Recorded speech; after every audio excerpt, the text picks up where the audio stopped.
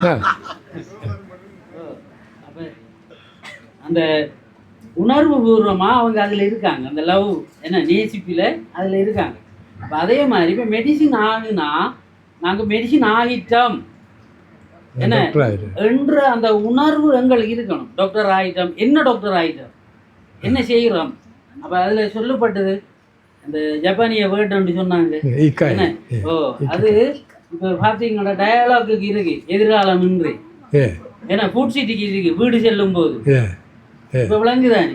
அப்போ அது மாதிரி நம்ம அந்த மெடிசின் என்ன பண்ணுனா என்ன என்ற அந்த அனுபவம் இருக்கணும். நம்மளுக்கு இருந்தது இருக்கல எங்களுக்கு தெரியாததை இப்போ 50+ வயதில் சொல்லி கொண்டிருக்கோம், உங்களுக்காக சொல்லி கொண்டிருக்கோம். அது நீங்கள் அடையணும் பண்ணுறதுக்காக.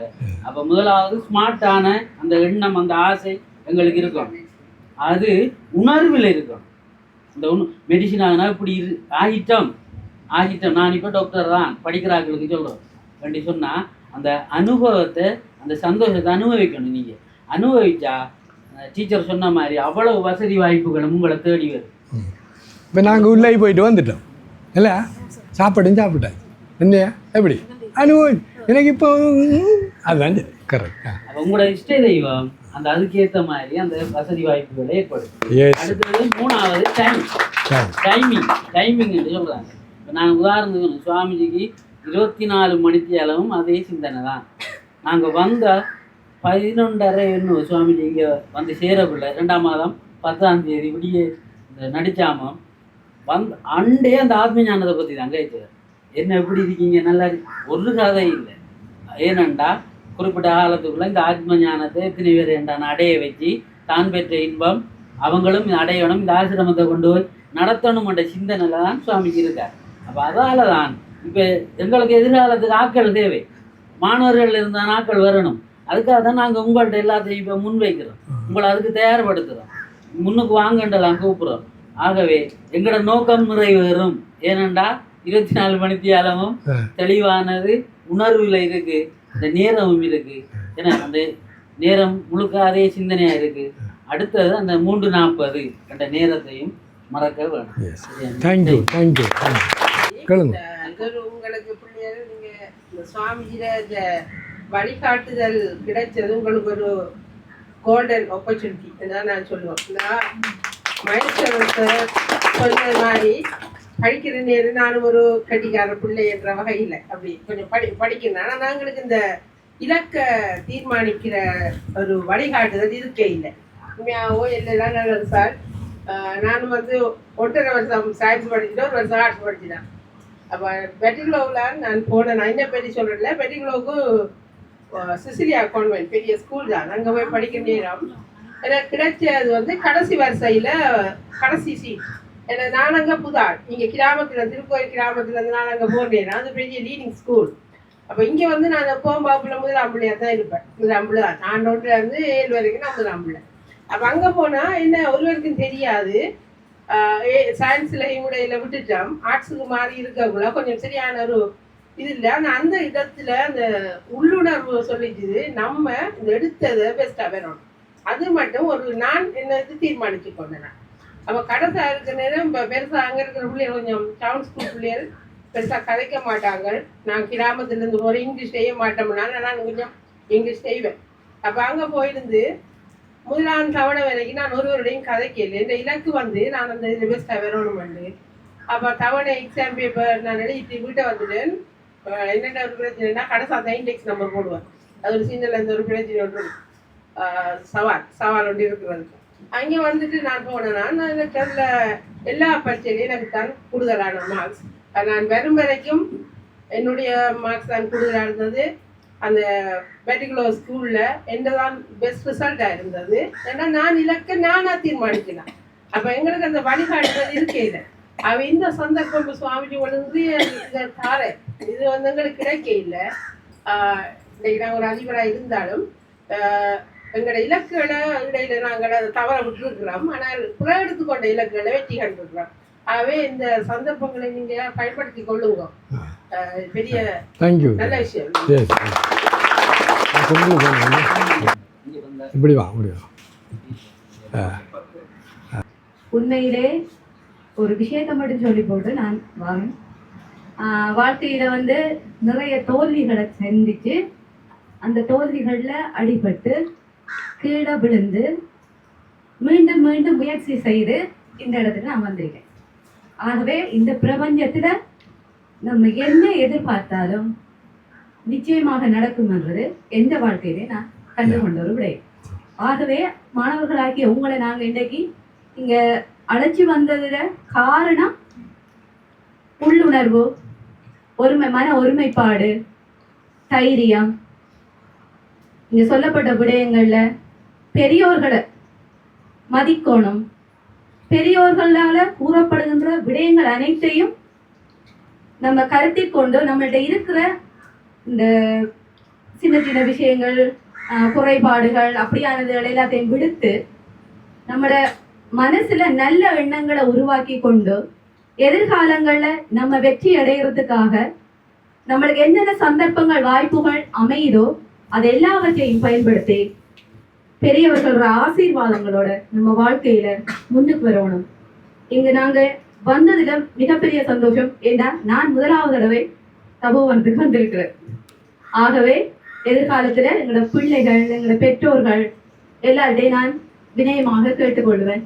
வாங்க, இங்க கூறப்பட்ட விஷயங்கள் எல்லாத்தையும் சொல்லி கட்டாயம் இந்த ஆன்மீக சிந்தனையில ஈடுபடணும்.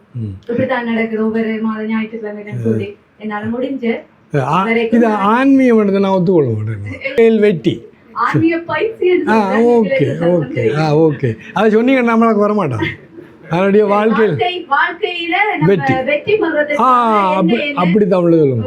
சந்தர்ப்பங்கள் அமையும்ன்றது நம்ம போவோம். நாங்க எல்லாருக்கும் சொல்றோம். தேங்க்யூமா. மாணவர்கள் சார்பாக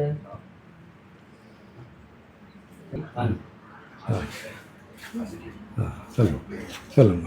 நீங்கள் மாணவர்கள் தயாராகுங்க. அது எவ்வளவு சொல்லி போட்டும் ஒரு வாரம் 2 வாரத்தை சொல்கிறது. சொல்லுங்க ஐயா, சொல்லுங்க ப்ளீஸ்.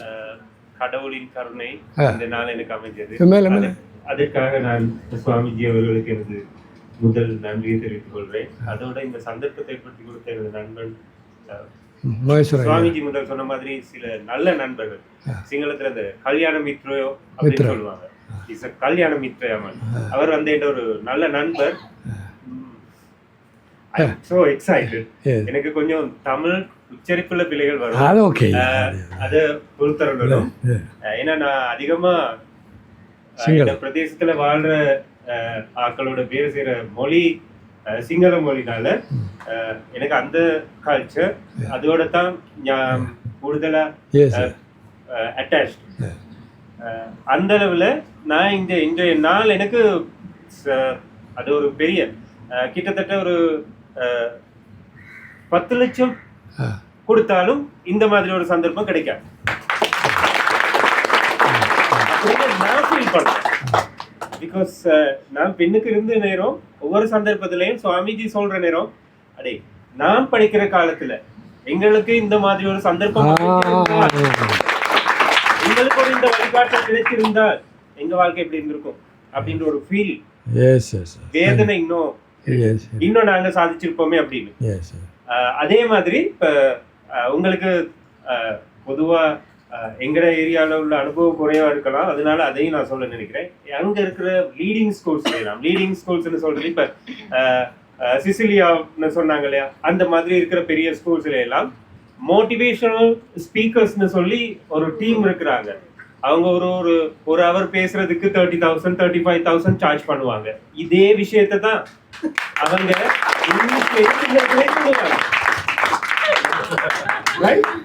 அவங்களுக்கு அவ்வளவு கொடுத்து கொண்டாந்து ஸ்கூல்ல அந்த ஏலெவல் ஓலெவல் மாணவர்களுக்கு அந்த கைடன்ஸ் கொடுக்கறதுனால அவங்க நிறைய சாதிக்கிறாங்க. பொதுவா தமிழாக்களை பொறுத்தளவுல அது வடகிழக்குலையா இருக்கலாம் இல்ல மலையாளத்திலயா இருக்கலாம், எங்க இருந்தாலும் தமிழர்களுக்கு இந்த சந்தர்ப்பம் கிடைக்கிறது குறை. அந்த அளவுல நீங்க எல்லாரும் பெரிய பாக்கியசாலிகள்.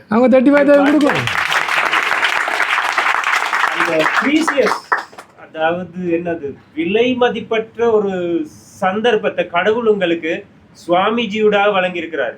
பாருங்க, இப்ப எங்கட ஏரியாவில எல்லாம் இப்படி ஒரு விஷயம் நடக்கணும்ன்றது என்னோட ஆசை.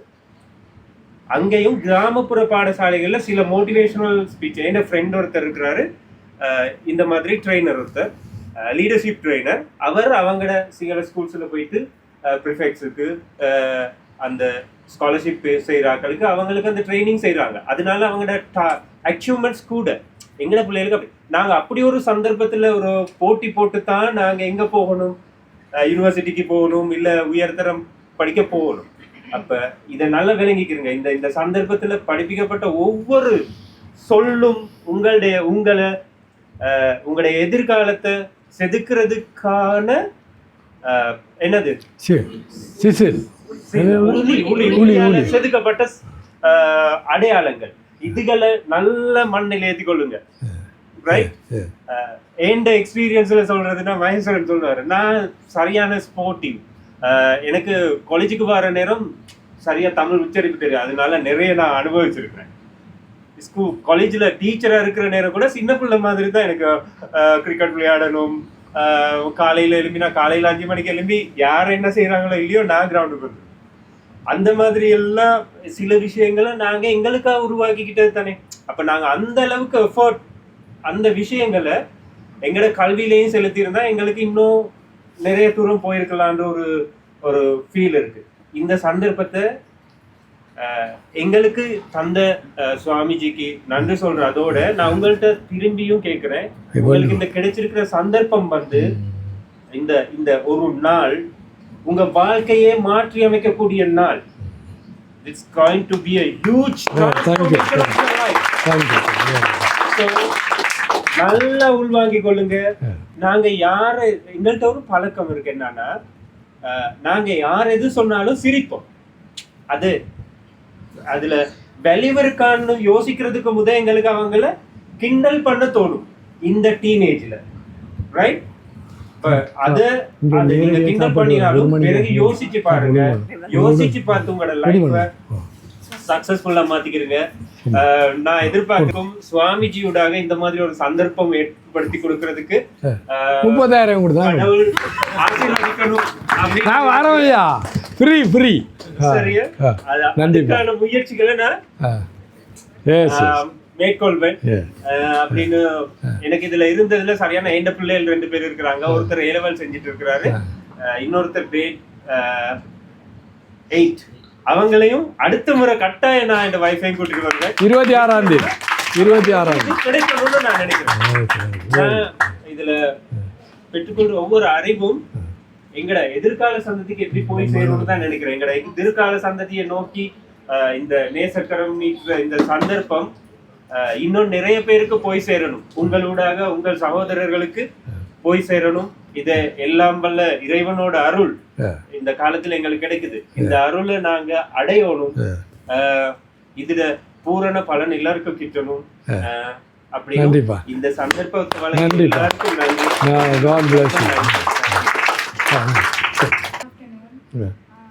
எங்களுக்கு என்ன நடக்க போகுது, இங்க என்ன செய்வாங்க, எங்களுக்கு பத்தி எதுவுமே தெரியாது. இங்க வந்ததுக்கு பிறகுதான் என்ன நடந்தது எல்லாமே தெரியாது. உண்மையிலேயே சான்ஸ் தந்ததுக்கு நாங்கள் உண்மையிலேயே கொடுத்து வச்சிருக்கணும். இது எங்களுக்கு உண்மையிலேயே இந்த உங்களோட குறிக்கோள் அடைகிறதுக்கு உண்மையிலேயே ஒரு நல்ல வழி. உங்களுக்காக நேரம் ஒதுக்கின துஷினி டீச்சர் அவர்களுக்கும் குருஜி அவர்களுக்கும் இந்த இடத்துல நாங்கள் இருக்கிறதுக்கு உண்மையிலேயே கொடுத்து வச்சிருக்கணும். அதனால இந்த தபோவனத்திற்கும் நன்றி சொல்லிக்கொள்கிறேன். நாங்கள் இதை இங்கே வந்திருக்கிறதுக்கு உண்மையிலே கொடுத்து வச்சிருக்கணும். தேங்க்யூ. இதை கடைப்பிடிப்போம். தேங்க்யூ. மார்க்கண்டேயர் இந்த மந்திரத்தை சொல்லித்தான் 216 கிடைச்சது. அது நீ சேர்ந்து சொல்லி தெரியும் உங்களுக்கு.